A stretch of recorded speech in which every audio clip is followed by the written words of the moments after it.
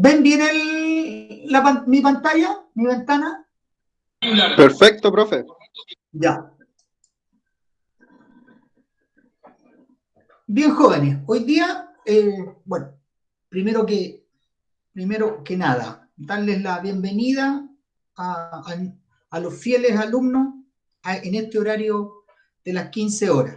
Vamos a continuar con la temática que veníamos desarrollando en la clase antepasada. Recuerden ustedes que la clase anterior se dedicó fundamentalmente a un taller. Hicimos un taller dedicado a la independencia y al aprendizaje político, ¿ya? Hoy día nuevamente vamos a tomar el tema de la exploración del territorio, pero específicamente hoy día vamos a ver una temática que tiene que ver con dos conceptos que quiero que lo abordemos de manera, primero de una manera teórica y después lo veamos en el escenario histórico. El tema de hoy día es la territorialización y desterritorialización del sur de Chile. Primero que nada tenemos que tener claridad de qué área vamos a tomar en cuenta, es decir, a qué región del país nos vamos a referir. Entonces, sería interesante que me dijeran qué área ustedes tienen, diríamos, dentro de su imagen, qué zonas del territorio en la actualidad corresponderían a este marco geográfico, al sur de lo que es el sur de Chile. La pregunta está lanzada. ¿Alguien me puede dar una respuesta, un aporte?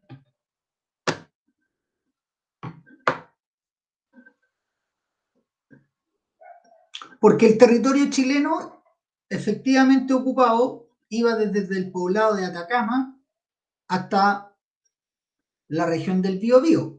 Estamos hablando, recuerde usted, estamos hablando de la primera mitad del siglo XIX, el periodo de los gobiernos decenales. Recuerde el gobierno de Bulnes, perdón, el gobierno de Prieto, el gobierno de Bulnes, el gobierno de Montt. Es decir, estamos hablando de un lapso temporal de cerca de 30 años, 1831-1861. Entonces, este proceso que estamos abordando, que es la exploración del territorio nacional,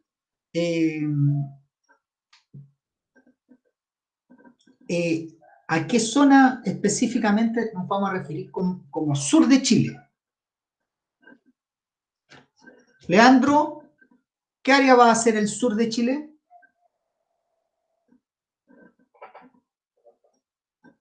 ¿Desde dónde hasta dónde?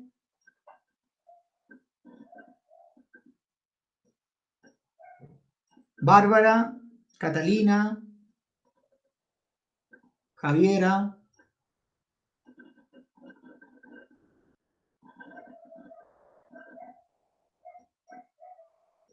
Chicos, chicas,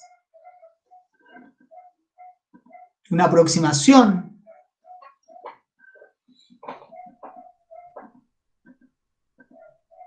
Bueno, vamos a la zona donde, hacia la zona o el territorio hacia donde se va a dirigir los esfuerzos de las autoridades chilenas por incorporar a la soberanía nacional y diríamos a la actividad económica, va a corresponder a toda la zona que está al sur del Biobío, ¿sí? Y se va a extender hasta la región conocida como Patagonia, es decir, va a incorporar todo lo que es en la zona sur y la zona austral del territorio de Chile. Entonces, teniendo claro el marco geográfico, podemos recordar de la clase pasada que vamos a entender por territorialización. A ver, este es un concepto más concreto que lo vimos en la clase antepasada. ¿Qué vamos a entender por territorialización? De hecho, el Estado de Chile va a ejercer esa territorialización. ¿Cómo lo hace o a través de qué herramienta? ¿Qué herramienta utiliza para territorializar? General, o sea, específicamente el Estado va a mandatar. ¿Qué vamos a entender por territorialización? Jóvenes.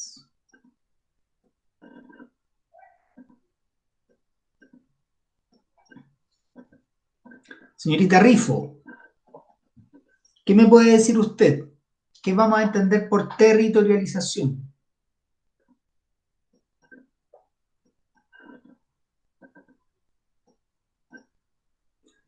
Señor Ganda, ¿quién me puede dar una aproximación de territorialización? ¿La apropiación de nuevos terrenos o la incorporación de nuevos terrenos? Ya, perfecto, está bien, es decir, la idea está buena, pero ¿cómo lo hago, Daniel? ¿Qué utilizo? ¿Colonizando? ¿Ah? ¿Colonizando? Correcto, pero ¿a quién traigo? ¿Extranjeros? Extranjeros, específicamente Chile va a traer europeos. ¿Por qué europeos? ¿Por qué el Estado de Chile va a traer europeos? Y no lo va a realizar con chilenos, es decir, con población nativa. Nativa me refiero a la población, a la propiamente chilena. Blanco, mestizo. ¿Por qué el europeo corre con ventaja con respecto al habitante latinoamericano? Por la idea del darwinismo social y el eurocentrismo. Ya te fuiste en la volada. No, pero No, sí, profe, sí, es por eso también. no, sí, está bien. Sí, yo no estoy, es que no esperaba una respuesta tan técnica. No esperaba una respuesta tan técnica, tan elaborada, Iván. Está bien, sí, muy bien, perfecto. Lo que nos plantea Iván es que el europeo en este momento es, es el habitante que está presente en un proceso de expansión, se está expandiendo hacia otras regiones. Prima lo que dice Iván, el eurocentrismo. Estamos en el siglo XIX. El centro de la actividad científica, tecnológica, industrial, económica está en Europa. Específicamente hay potencias que están luchando por generar vastos imperios en otros territorios. Así vamos a tener una lucha sin cuartel entre ingleses, franceses, alemanes, por hegemonizar determinadas áreas del planeta. Estrechos, por ejemplo, o bien van a ser grandes obras de ingeniería que permitan conectar determinadas áreas con otras. Vamos a tener, por ejemplo, el canal de Suez, el canal de Panamá. Es decir, el europeo hoy día es un individuo que está hegemonizando el planeta. Bien, muy bien la explicación, Iván. No esperaba, me sorprendiste. Disculpa si empleé una frase tan coloquial, pero, No, profe, tranquilo. pero está muy bien, está muy bien. Entonces, la territorialización, para que a todos nos quede claro, la territorialización se ejerce a través de una colonización con población europea.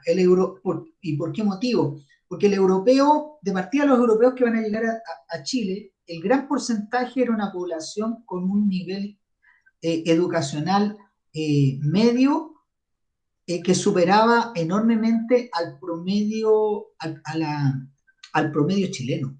Eran individuos además que venían con capitales, o sea, el europeo que viene, fundamentalmente el alemán, viene con un patrimonio económico, maneja ciertas profesiones, pero muy importante, trae en su acervo una serie de oficios que le van a brindar un gran impulso a la actividad eh, manufacturera e industrial. Entonces, por eso que el europeo y específicamente el alemán corren con ventaja. Esa es una manera de territorializar. ¿Quién me podría decir otra manera de territorializar?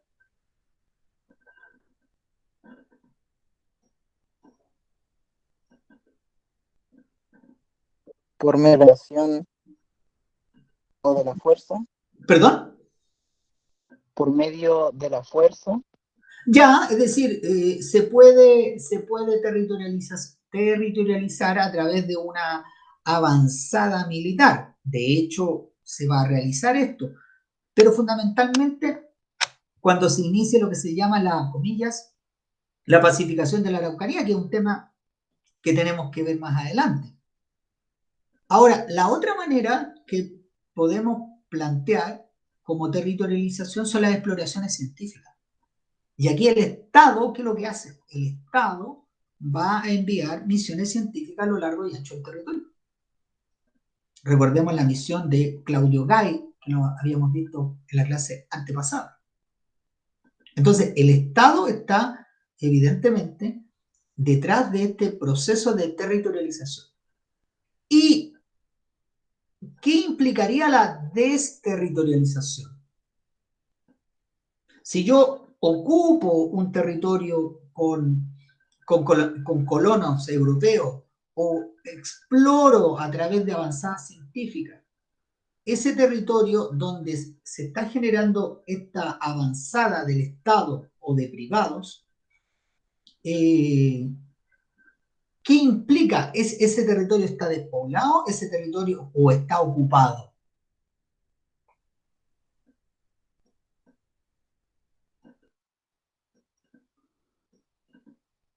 La desterritorialización implica la ocupación de territorio, pero la ocupación de estos territorios implica que va a haber un efecto en los pueblos originarios que habitan o que habitaban esa extensión que el Estado de Chile debe y quiere incorporar. Entonces, cuando nosotros hablamos de desterritorialización, estamos observando que se va a producir un proceso de ocupación del territorio, pero que implica la pérdida de ese espacio por parte de los pueblos originarios.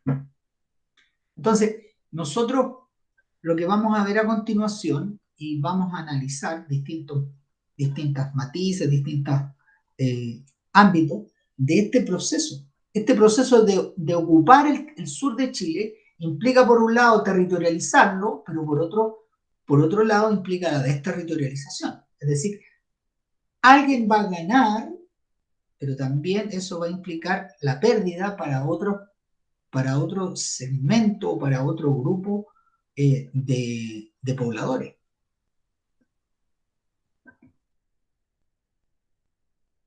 Bueno, hecha la precisión teórica, es decir, visto el espacio, visto los conceptos de territorialización y desterritorialización, veamos algunos antecedentes de este proceso que está haciendo el Estado de Chile.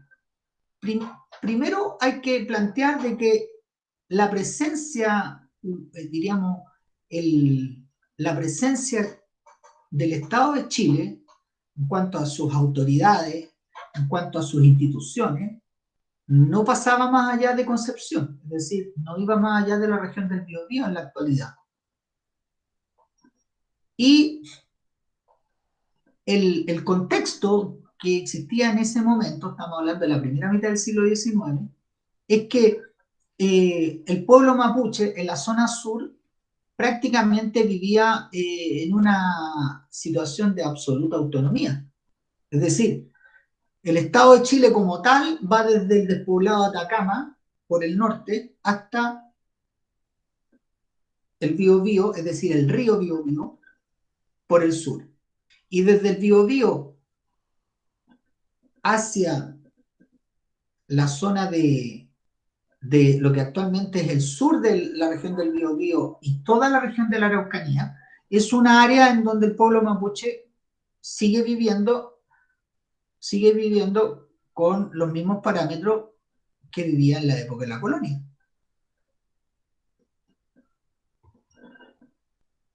Por lo tanto, el Estado de Chile va a utilizar varias herramientas para para ir incorporando ese territorio. Por ejemplo, va a emplear la fuerza militar. Se van a fundar ciudades, se van a construir fuertes y se van a ir ocupando esos territorios. Entonces, la ocupación del sur de Chile es un anhelo muy concreto. El Estado de Chile tiene que incorporar ese territorio que es enorme, que posee una serie de riquezas naturales. Fundamentalmente, el Estado de Chile está viendo que esa área se puede dedicar fundamentalmente a la labor agrícola, a la labor ganadera, a la actividad forestal más tarde. Por lo tanto, la ocupación del sur de Chile va a pasar por etapas. O sea, se van a dar una serie de instancias en donde se van a emplear una serie de recursos para ir incorporando este territorio tan vasto. Lo primero que se va a incorporar en los albores de la República es Chiloé. Recuerden ustedes que la isla de Chiloé está prácticamente al margen del Chile continental. Cuando se consolida la independencia de Chile, esa independencia se consolida en el territorio continental. Y la isla de Chiloé, la isla grande de Chiloé, queda al margen. Sin embargo, ese territorio hay que incorporarlo. Hay que expulsar definitivamente a las fuerzas españolas que todavía quedan en esa zona. Entonces, ¿qué es lo que va a ocurrir?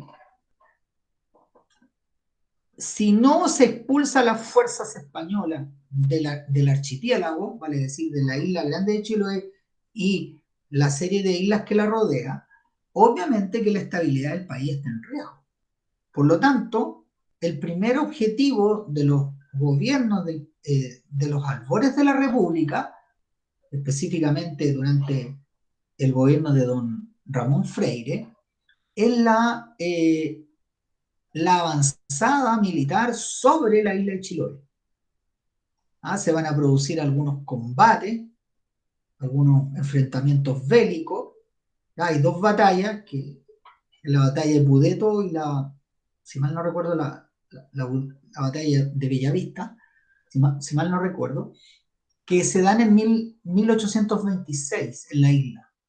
Finalmente, el Estado chileno y el Estado español van a firmar un tratado que se llama el Tratado de Tantauco, en donde España reconoce su derrota y donde le da el control de la isla al Estado chileno. Por lo tanto, el Estado de Chile está incorporando o está gestando su presencia soberana en gran parte del territorio nacional. Recordemos, esto se está produciendo en 1826, gobierno de Ramón Freire. Estamos en los albores de la República, en ese mal llamado periodo que se conoce como anarquía o ensayos de organización. En ese lapso de tiempo se realiza la ocupación de Chiloé. Entonces, de esta manera se está configurando un espacio, se está gestando el Estado de Chile y está ejerciendo su presencia en el amplio ámbito geográfico.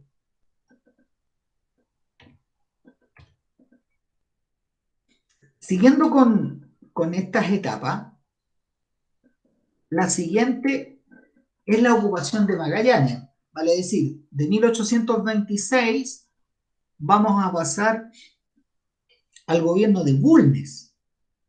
En el gobierno de Bulnes se va a producir la ocupación de Magallanes.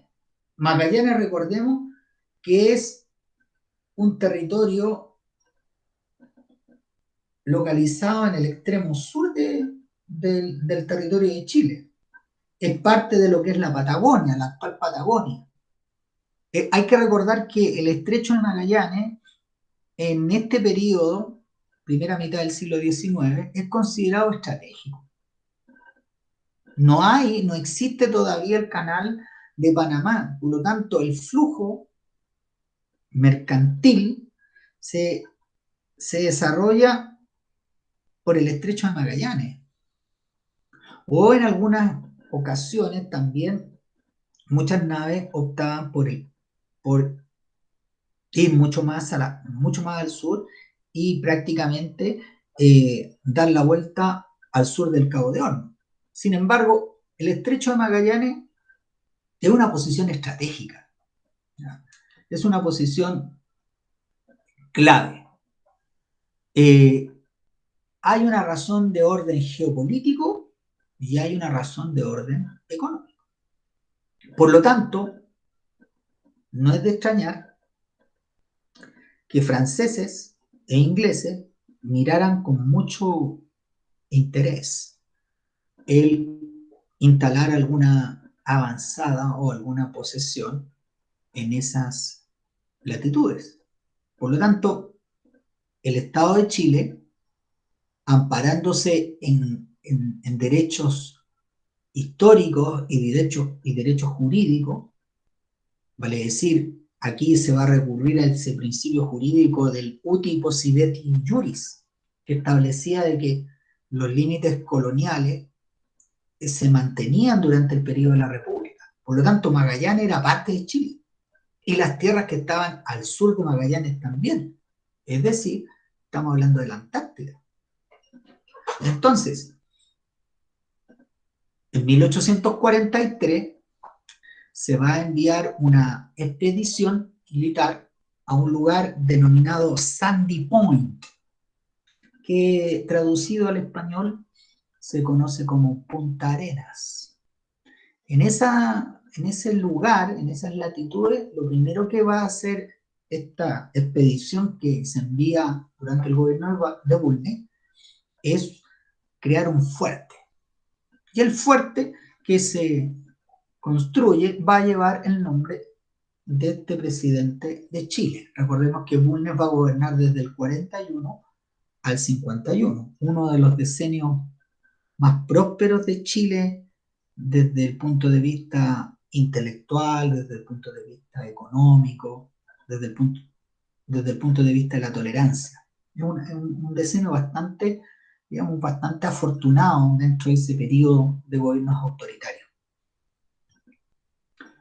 Bueno, más tarde, 6 años después, en esas mismas latitudes, se va a fundar la ciudad de Punta Arenas,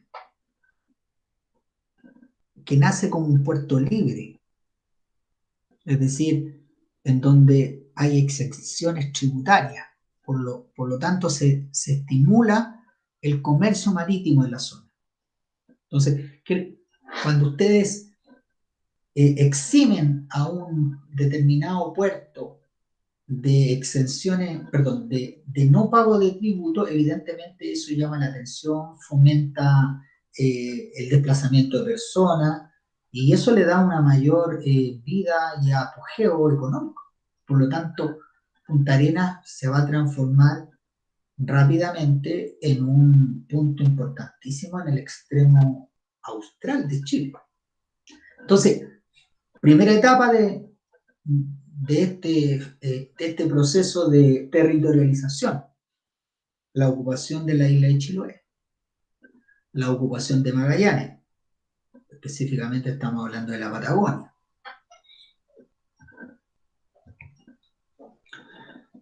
Junto a este proceso de ocupación del extremo sur, se inicia también un proceso de colonización, que es la colonización de Yanquihue.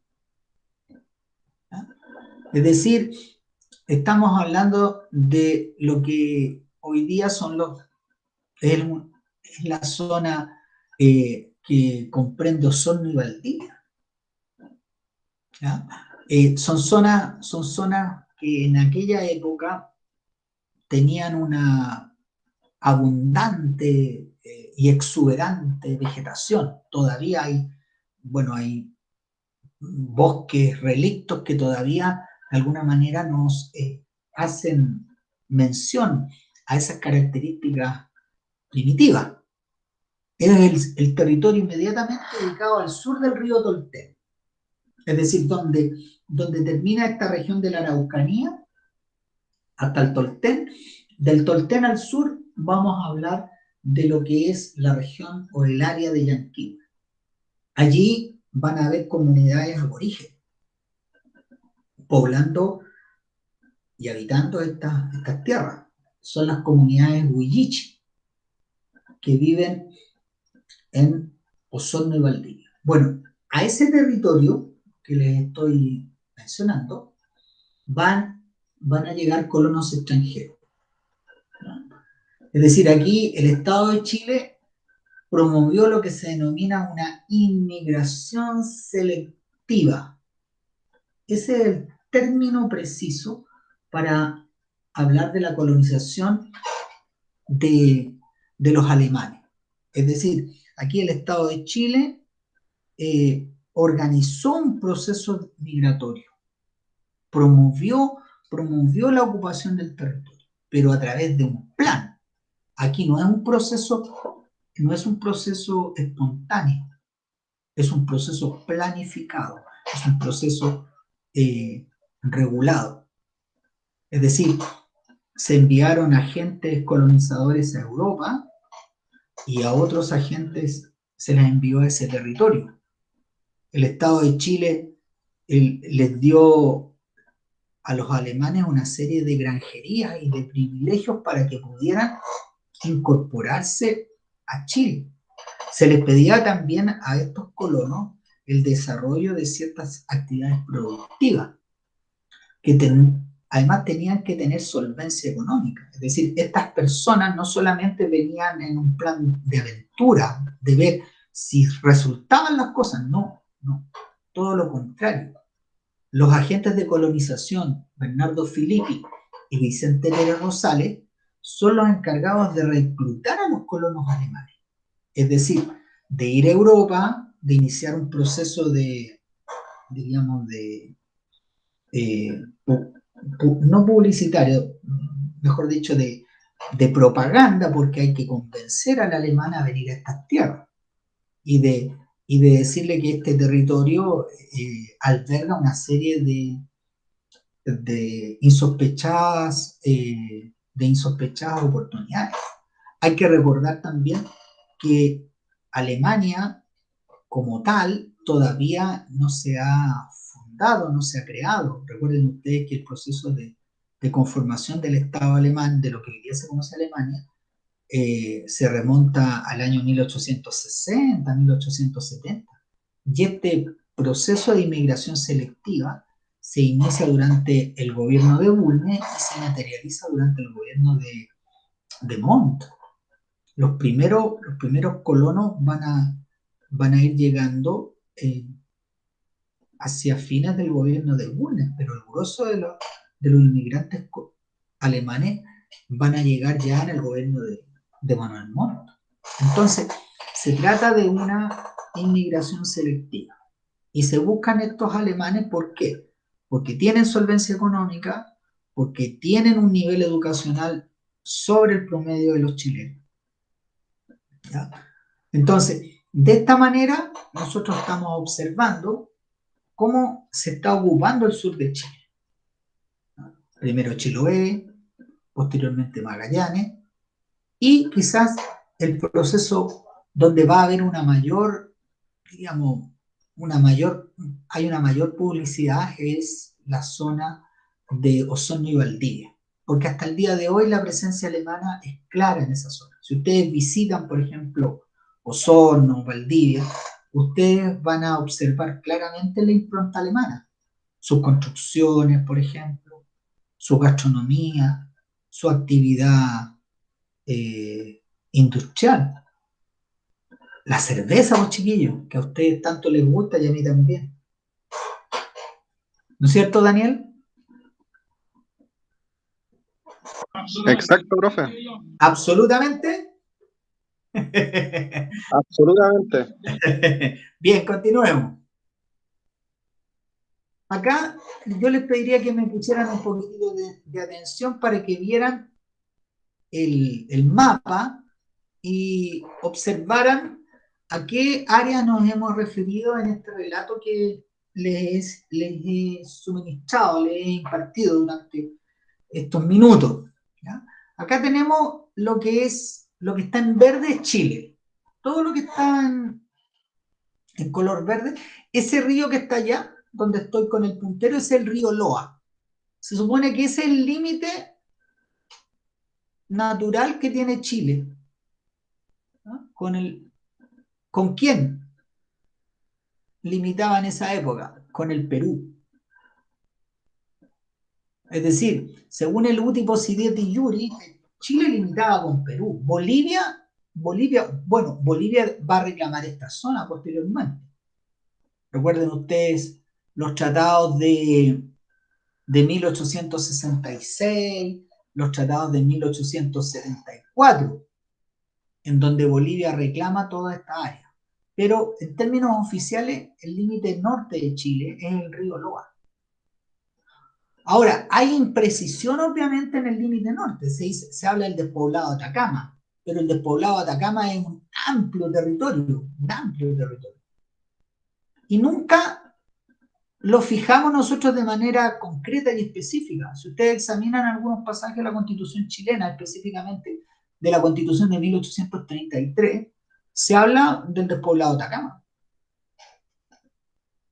Ahora, ¿cuáles son las áreas que nosotros hemos planteado en esta clase? ¿Ya?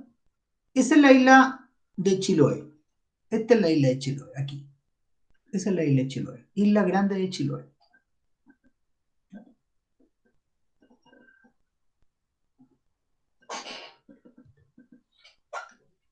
Eso se ocupa militarmente en 1826. El gobierno de Freire envía una expedición militar a ocupar la isla de Chiloé. Y ahí se genera lo que les había explicado anteriormente, que es el Tratado de Tantauco, que es el tratado entre España y Chile, en donde el Estado español reconoce la soberanía de Chile en la isla. Acá en el extremo sur, ahí aparece el Fuerte Bulnes. Este es el Fuerte Bulnes. Ahí. El estrecho de Magallanes es este. Este es el estrecho de Magallanes. Esta es la boca occidental del estrecho y este es la boca oriental del estrecho.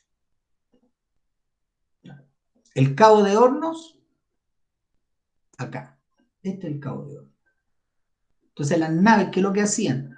Entraban por el estrecho, salían al Pacífico o rodeaban América del Sur específicamente, navegaban hasta el extremo austral, Cabo de Hornos, y se desplazaban hacia el norte. Entonces, ahí, ¿qué se funda? El Fuerte Bulnes.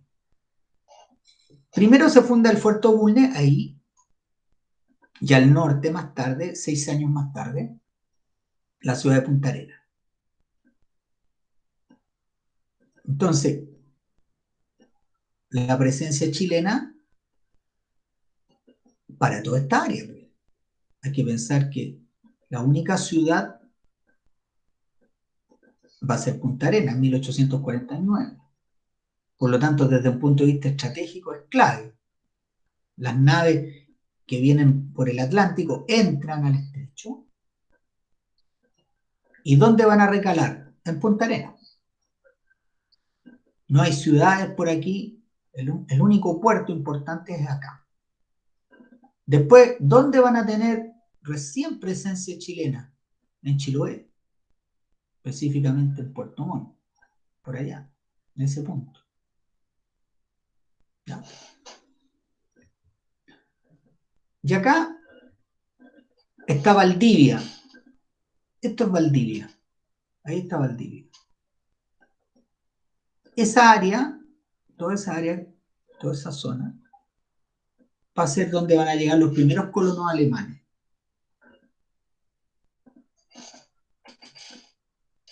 Y más al sur, específicamente en Yanquihue, ahí, en esa zona, ahí está Valdivia, Osorno está por aquí. Yanquihue está por acá, en esta zona.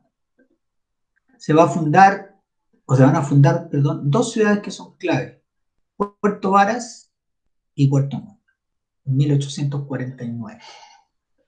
Entonces, si usted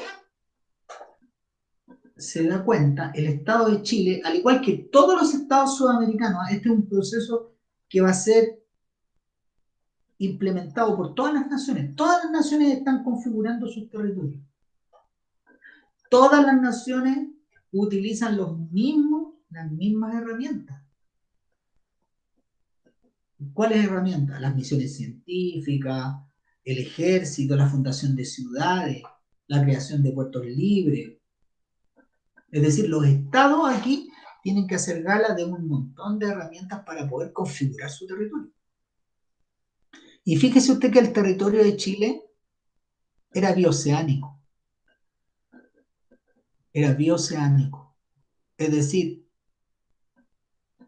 bañado por el Pacífico y también por el Atlántico. Chile después, por esas cosas de la vida, va a perder toda esta área que va a corresponder a la Patagonia. Bueno, pero ese es otro capítulo que vamos a desarrollar más adelante. Antes de continuar, dudas, consultas, preguntas, algo que no quede claro, chicos.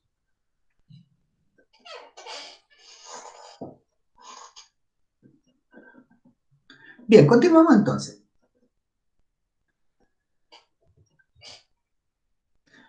Ahora vamos a abordar las consecuencias del progreso, del proceso migratorio europeo. Es decir, ¿qué repercusiones para Chile va a tener la llegada de estos colonos europeos?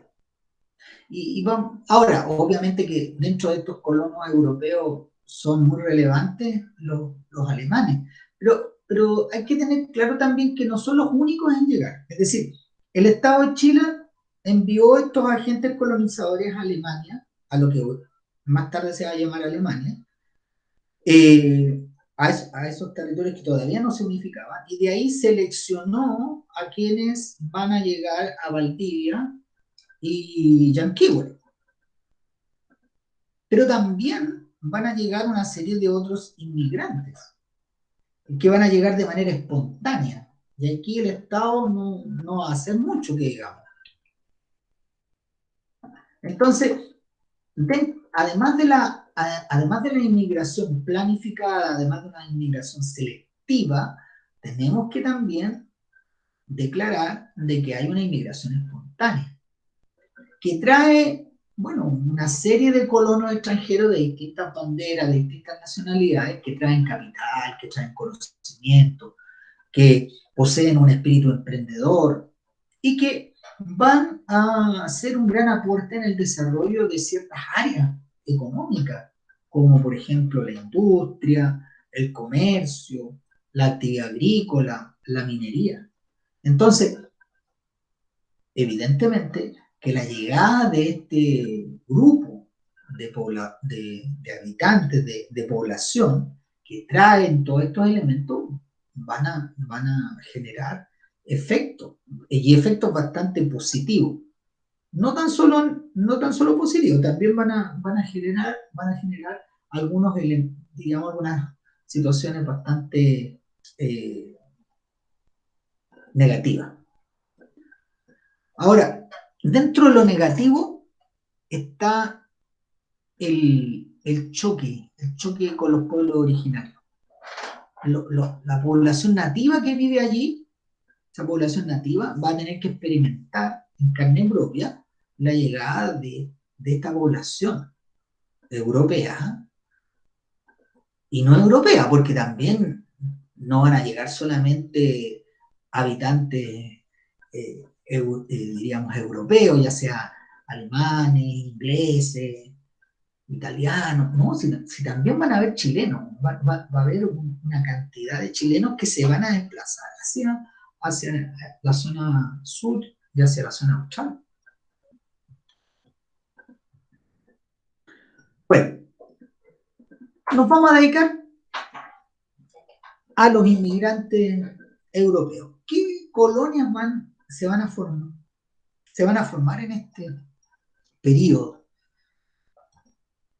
Bueno, los primeros, quizás los más notorios, van a ser los alemanes, porque es la única colonia en donde el Estado promovió su llegada a nuestro país. Entonces, estos inmigrantes, aproximadamente desde mediados del siglo XIX hasta comienzos del siglo XX, van a llegar en una cantidad bastante significativa. Estamos hablando de unos 30.000 a 40.000 individuos que van a ser originarios desde lo que todavía no era Alemania, pero más tarde se va a unificar. Y se van a asentar o se van a ubicar en diferentes áreas territoriales. Evidentemente hay zonas clave, por ejemplo, la región de los lagos, la región la actual región de los ríos, Valdivia, parte de la Araucanía, y evidentemente también los vamos a tener presentes en Punta Arenas y en Santiago. Pero, ¿dónde está, diríamos, el fuerte, la mayor impronta? La región de los lagos, la región de los ríos, la Araucanía. ¿Y cuáles son las áreas en donde se dinamizó con mayor fuerza? ¿Cuál fue el aporte más importante? Bueno, el rubro de la cerveza, el rubro de la agricultura y la ganadería. Allí hay un enorme desarrollo empresarial. Se van a generar actividades de carácter agroindustrial. No solamente se dedican a la parte, diríamos, a las actividades primarias, es decir, extracción de recursos naturales, no, sino que también hay un procesamiento de estas materias primas. El caso de la cerveza, por ejemplo, el caso de la ganadería, los subproductos que pueden obtener. Entonces, de esta manera, la presencia alemana va a darle un fuerte impulso a estos sectores y a estos rubros. Hasta el día de hoy, la presencia es notoria. Esa es la primera colonia donde el Estado, evidentemente, estuvo representado. Los británicos, también hay presencia de británicos. Y hablamos de británicos, porque van a llegar ingleses, escoceses, irlandeses, los británicos. Y estos británicos se van a instalar, ¿dónde? Santiago, Valparaíso. O bien en aquellas áreas donde hay un núcleo comercial, financiero. Tienen una mentalidad y una sapiencia, o un conocimiento, mejor dicho, más que sapiencia, un conocimiento bastante avanzado para la época. Fundamentalmente los británicos en esta época corren con bastante ventaja en cuanto al rubro comercial, al rubro financiero. Y por lo tanto se van a instalar en puertos, generalmente, por ejemplo, el caso chileno, en Puerto Valparaíso o en una gran capital como Santiago. Entonces, de este punto de vista, los británicos van a traer ese conocimiento que requiere Chile y obviamente lo van a aprovechar y van a construir fortuna. Se van a dedicar a negocios muy prósperos, la banca, la minería, en donde van a generar fortuna. Y evidentemente el británico mantiene sus tradiciones y las deja. Una de esas tradiciones que permanece hasta el día de hoy es el fútbol. Recuerden ustedes que el decano o uno de los clubes más antiguos es un club de Valparaíso. Santiago Wanderers, ¿no? Exactamente, señor, exactamente. ¿Y qué significa Wander?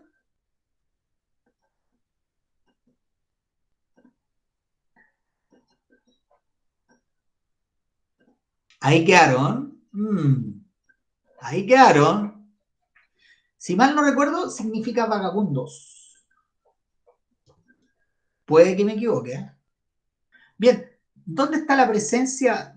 ¿Dónde va a estar la presencia de estos británicos? En los puertos, Valparaíso, en las ciudades, Santiago, pero también se van a desplazar los británicos hacia el norte, hacia los puertos del norte grande, donde en la segunda mitad del siglo XIX se desarrolló la actividad salitrera. Y allí la presencia británica va a ser muy fuerte. Y traen su impronta, no solamente el deporte, sino que todas sus tradiciones las imponen y van creando verdaderas colonias.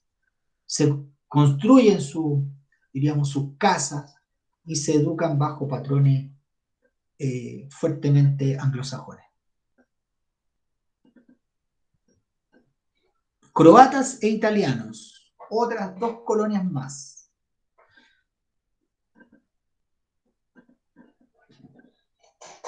En el caso de los croatas, vamos a tener que a mediados del siglo XIX ellos se van a localizar fundamentalmente en Magallanes. ¿Ya? Hay algunos diputados y senadoras de apellidos croatas. ¿Alguien me podría dar alguno?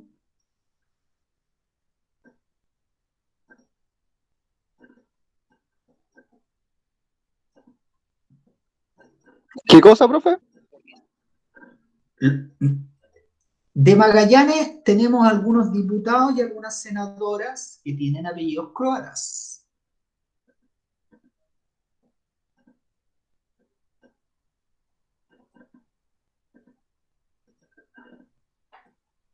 Un joven que estuvo... Hay una senadora demócrata cristiana que fue precandidata inclusive. Bueno, se los dejo como tarea para la casa. Sigamos. Los italianos también van a generar colonias con bastante impronta en nuestro territorio. Pero fundamentalmente los italianos van a llegar a fines del siglo XIX, ¿ya? Y comienzos del siglo XX.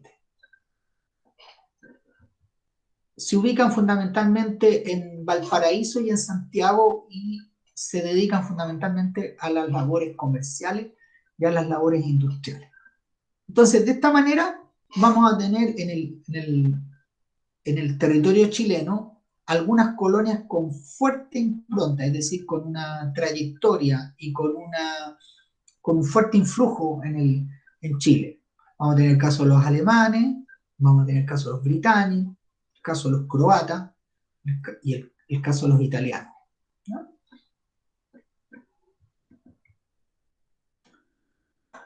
Veamos el impacto de la colonización para los pueblos originarios. Es decir, aquí vamos a hablar de la desterritorialización, ¿ya?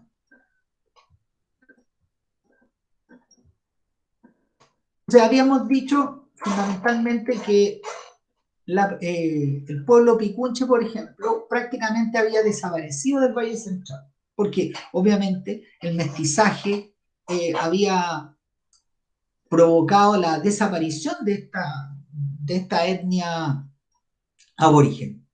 Sin embargo, entre el río Biobío y el río Taoltén, el pueblo mapuche se mantiene con total autonomía. Es decir, el Estado trata de ir incorporando esa región, pero todavía no se va a producir una acción coordinada, sino que se va a desarrollar fundamentalmente su gran, diríamos, su gran proceso se va a generar en la segunda mitad del siglo XIX.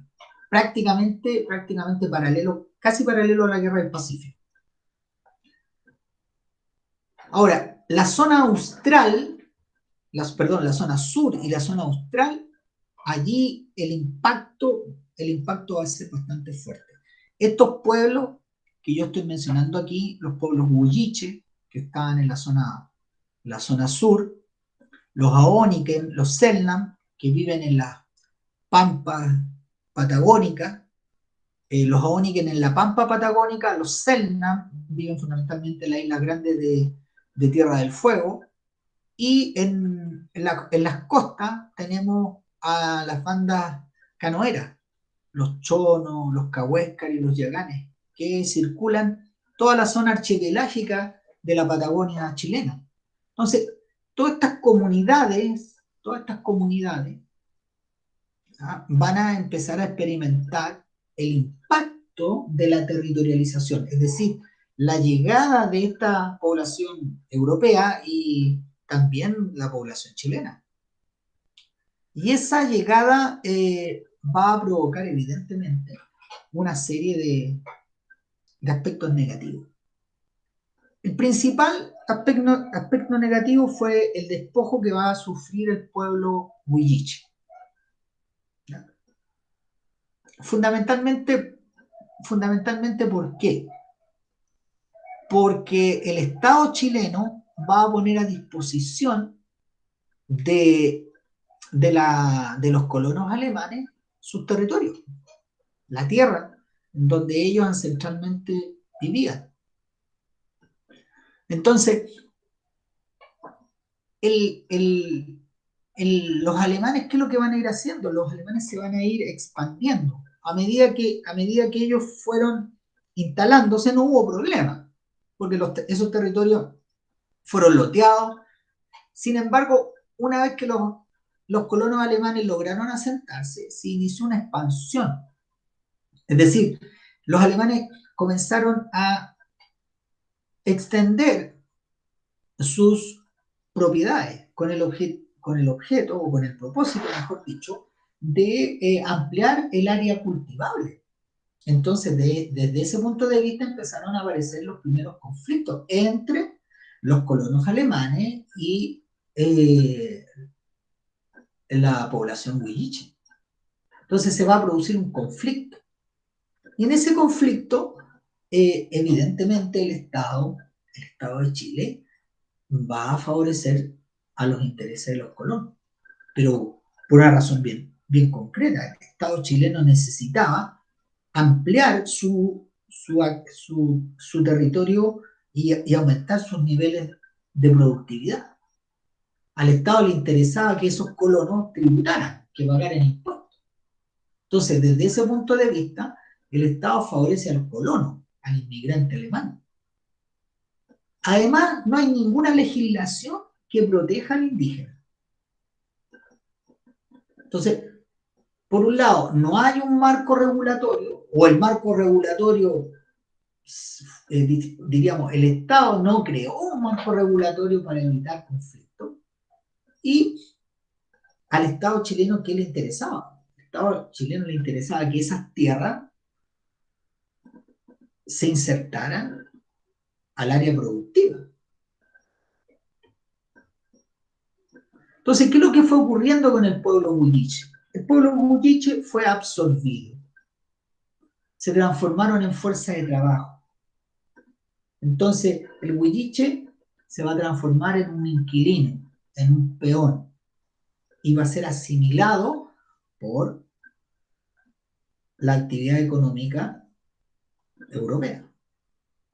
Entonces, aquí vamos a tener ya un capítulo complejo de la postura del Estado chileno.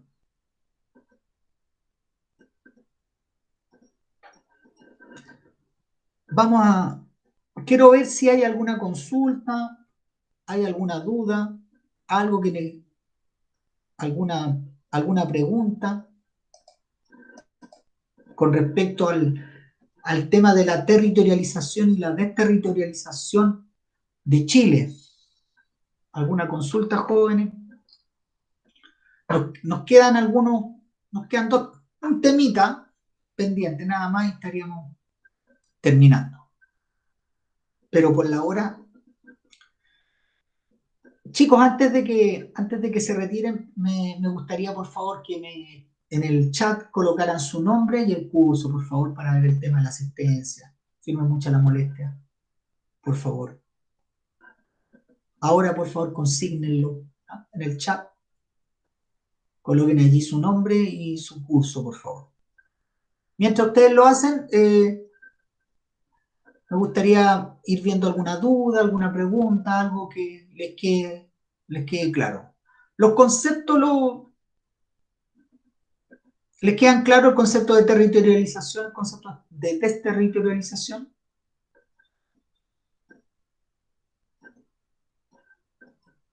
¿Alguna pregunta, jóvenes? ¿Alguna consulta? ¿Algo que no?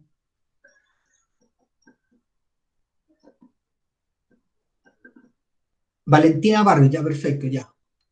Gracias. Gracias. Al colocarla tú en el chat ya queda inmediatamente incorporada. Gracias, Cata, por colocar tu nombre. No se le olvide, por favor, consignar su nombre. ¿Todos lo colocaron? Daniel, ¿tú también colocaste tu nombre? Sí, profe. Ya, perfecto. Bien, ¿alguien todavía no me ha enviado el trabajo de la semana pasada? Ya, Iván, gracias. Gracias por la información. Profe, ¿recibió mis trabajos o no? Eh, Se lo envié bien. no, pero el de la semana pasada lo enviaste. El de la. Ya, Sí, perfecto. también eso lo envié.